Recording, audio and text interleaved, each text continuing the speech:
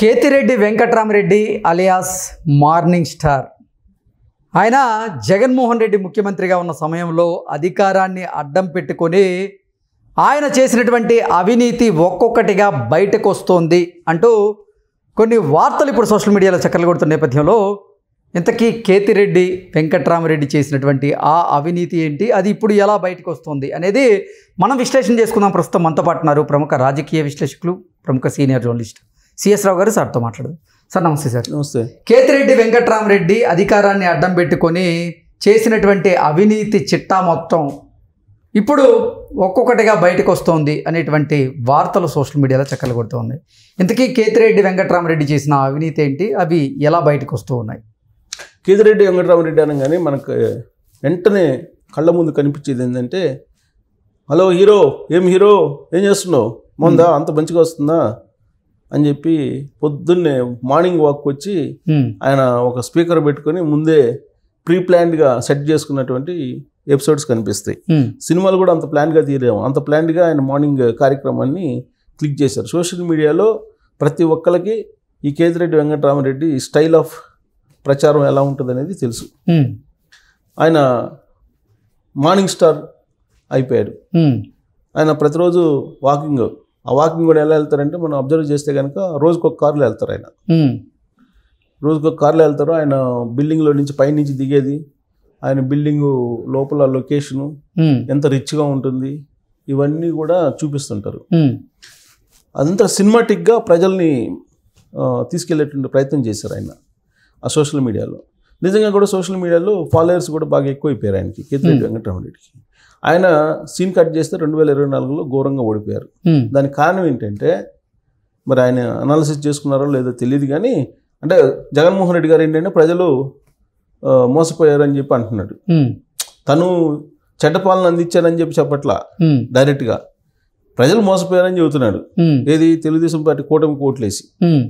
ఒకనొక సందర్భంలో ఏమంటే, ఈ మధ్యకాలంలో మరో 10 ఏళ్ళు చంద్రబాబు నాయుడు గారు రేపు సీఎం అంట కదా అని చెప్పేసి అంటే, ప్రజలు ఎవరు మంచి చేస్తే వాళ్ళని ఆదరిస్తారు అని చెప్పి అన్నాడు. అంటే ఇండైరెక్ట్గా ఇతను చెడ్డ చేస్తాడు కాబట్టి ఆదరించలేదనేది ఆయన ఒప్పుకుంటున్నాడు కానీ, బట్ బయటికి చెప్పట్లా. సేమ్ ధర్మవరం మాజీ ఎమ్మెల్యే కేతిరెడ్డి వెంకట్రామరెడ్డి గారు కూడా ఆయన చేసిన తప్పులు ఏంటి అనేది అర్థం కావట్లా. జగన్మోహన్ రెడ్డి గారు క్యాడర్కి లీడర్లకి మధ్య గ్యాప్ క్రియేట్ చేశారు, లేదంటే లీడర్కి జగన్మోహన్ రెడ్డి గారికి మధ్య గ్యాప్ ఉంది, ఇట్లాంటివి చెప్తున్నారు. వాలంటీర్ల కారణంగా మొత్తం నష్టపోయి, ఇలాంటి ఆయన 1-2 సందర్భాల్లో చెప్పినట్టు గుర్తు నాకు. అసలు ఆయన ఎందుకు ఓడిపోయారు అని అంటే, ఆయన నియోజకవర్గంలో చేసినటువంటి ఆక్రమణలు ఏంటి అనే దాని మీద మీడియా ఫోకస్ చేసింది. మీడియా ఫోకస్ చేసి మీడియాలో న్యూస్ రాస్తే వాళ్ళని బెదిరించారు. వాళ్ళని బెదిరించి లీగల్గా కోర్టులకు లాగుతానని చెప్పేసి నాకు రకాలుగా వాళ్ళని ఇబ్బంది పెట్టి మీడియాలో న్యూస్ రాకుండా అణిచివేసేటువంటి ధోరణిని ప్రదర్శించాడు ఆయన.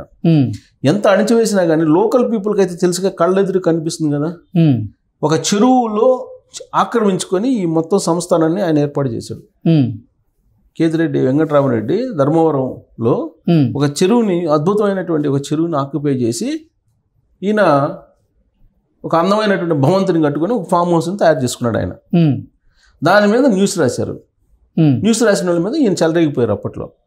పబ్లిక్కి తెలుసు కదా. పైగా న్యూస్ రాసిన వాళ్ళ మీద నానా రకాలుగా మాట్లాడారు సోషల్ మీడియాలో.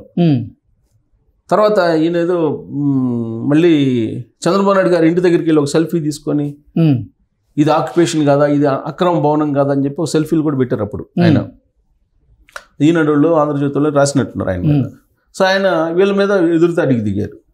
అసలు ఆయన మీద వచ్చినటువంటి ఆరోపణ దాన్ని గురించి ప్రస్తావించకుండా, దాని మీద క్లారిటీ ఇవ్వకుండా, ఇప్పుడు ఏమైంది, దాని మీద అక్కడ లోకల్గా ఉండేవాళ్ళు పిటిషన్ వేశారు, చెరువును ఆక్రమించారని చెప్పి.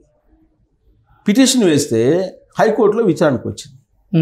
హైకోర్టులో అడిగారు, మీరు ఆక్యుపై చేశారు అని చెప్పి. దాని మీద సర్వే కూడా చేశారు. సర్వే చేసి ఆక్యుపై చేశారా లేదని నిర్ధారించండి అని చెప్తే, ఆ సర్వే చేయడానికి వాళ్ళని ఎవరిని రానివ్వట్లే ఆయన. కోర్టు ఆగ్రహించింది, మీరు ఎందుకు సర్వే చేయట్లేదు అని, మీరు ఎందుకు అడ్డుకుంటున్నారని చెప్పి కేతిరెడ్డి వెంకట్రామరెడ్డి అడ్వకేట్లో ఎవరైతే ఉన్నారో అతన్ని ప్రశ్నించింది హైకోర్టు. ప్రశ్నిస్తే ఆయన అడిగింది ఏంటంటే, మరికొంత సమయం కావాలి మాకు, ఆ తర్వాత మీరు సర్వేని తీసుకొచ్చుకొని కొలుచుకోవడానికి మాకేం అభ్యంతరం లేదు. ఉమ్, ఇంకోటి ఏంటంటే అది గ్రీన్ ట్రిబ్యునల్లో ఉంది కేసు, పెండింగ్ కేసు. కాబట్టి మీరు కొలతకి మీరు ఆదేశించకండి అని చెప్పి ఈయన అభ్యర్థించారు. ఉమ్, దానికి అంగీకరించాలి హైకోర్టు. ఓకే. మీరు కొలత వేస్తే తప్పేంటి, కొలత వేస్తే నష్టమైంది మీకు, ఉమ్, మీరు ఆక్యుపై చేయలేదు అంటున్నారు కదా. సర్వేయర్, ప్రభుత్వ సర్వేయర్ వచ్చి కొలత వేసుకుని మీరు ఆక్యుపై చేశారా లేదా అని చెప్పి నిర్ధారించమని చెప్పి మేము చెప్తా ఉంటే ఉమ్, కోర్టు చెప్పిన దానికి మీరు ధిక్కరిస్తూ మీరు ఎందుకు కోఆపరేట్ చేయట్లేదని చెప్పి అడిగింది. ఉమ్, నిజంగా వీళ్ళు ఆక్యుపై చేయకపోతే ప్రభుత్వ సర్వేయర్ని కొలుచుకోమనొచ్చు కదా. ఉమ్, కొలిస్తే ఎక్కడ భాగవతం బయటపడిద్దని వీళ్ళు భయం. ఉమ్, అందుకని కేసుని ఎంతకంత ప్రొలాంగ్ చేయాలి. ప్రొలాంగ్ చేయడానికి ఈ అభ్యర్థిని మరింత సమాచారాన్ని మేము అందిస్తాము. గ్రీన్ ట్రిబ్యునల్ కేసు ఉంది, మేము వాదనలు వినిపించడానికి మరి కొంత సమయం కావాలంటే హైకోర్టు ఏదో ఇంకొక వారమో 2 వారాల్లో టైం ఇచ్చినట్టుంది. ఉమ్, అంటే కోర్టు ఆదేశాన్ని కూడా అమలు చేయకుండా ఉండేలాగా ఈ కేతిరెడ్డి వెంకటరామరెడ్డి గారు ప్రయత్నం చేస్తున్నారనేది ఆయన మీద ఇప్పుడు ఉన్నటువంటి అభిప్రాయం అక్కడ లోకల్ పీపుల్కి. అందుకే కోర్టు కొంచెం ఆగ్రహంగా వ్యక్తం చేసింది. ప్రభుత్వం మారింది, జగన్మోహన్ రెడ్డి గారు ముఖ్యమంత్రిగా ఉంటే వీళ్ళు ఆడింది ఆట పాడింది పాటగా ఉండేది. కానీ అక్కడ లోకల్ పీపుల్ ఇప్పుడున్నటువంటి తెలుగుదేశం పార్టీ ప్రభుత్వానికి ప్రజా దర్బార్లో కంప్లైంట్లు చేస్తున్నారు. ఎవరెవరు ఎంత ఆక్యుపై చేశారు భూములు, ఎవరెవరి దగ్గర పట్టా భూములు లాక్కున్నారు, ఎవరెవరు అసైన్ ల్యాండ్స్ లాక్కున్నారని.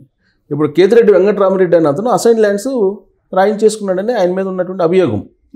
అలాగే చెరువులకు సంబంధించినటువంటి భూమిని ఆక్యుపై చేశాడనేది ఆయన మీద ఉన్న అభియోగం. మరి ఆ అభియోగాలు నివృత్తి కావాలంటే సర్వే చేయాలి కదా. ఈయన అసలు ఒరిజినల్ ల్యాండ్ ఎంత ఉంది, ఈయన ఆక్యుపై చేసింది ఎంత ఉంది, ఈయన అసైన్ ల్యాండ్స్ ఎంత రాయించుకున్నాడు, ఇవి బయట రావాలి కదా. దాని మీద ఎంక్వైరీ వేయమని చెప్పి ఇప్పుడు తెలుగుదేశం పార్టీకి సంబంధించినటువంటి లీడర్లు అక్కడ డిమాండ్ చేస్తున్నారు. ఇది ప్రత్యేకమైన ఎంక్వైరీ చేయాలని. ఆల్రెడీ కోర్టులో ఉంది, హైకోర్టులో ఒక పిటిషన్ వేశారు, ప్రజా ప్రయోజన వాద్యం వేశారు ఒక అతను. దాని మీద విచారణ జరుగుతుంది. అలా కాదు ఇప్పుడు ప్రభుత్వమే విచారణ చేయాలి దీని మీద అని చంద్రబాబు నాయుడు గారు రెస్పాండ్ అయ్యారు. ఒక వెంకటరామరెడ్డి విషయమే కాదు, రాష్ట్ర వ్యాప్తంగా కూడా ఇలాంటి పరిస్థితి ఉంది. రోజు రోజుకి ఇలాంటి కంప్లైంట్లు పెరుగుతున్నాయి. మొత్తం 1,70,000 కంప్లైంట్లు సుమారుగా వస్తే దాంట్లో 80% ఈ భూములు లాక్కున్న కేసులే ఉన్నాయి.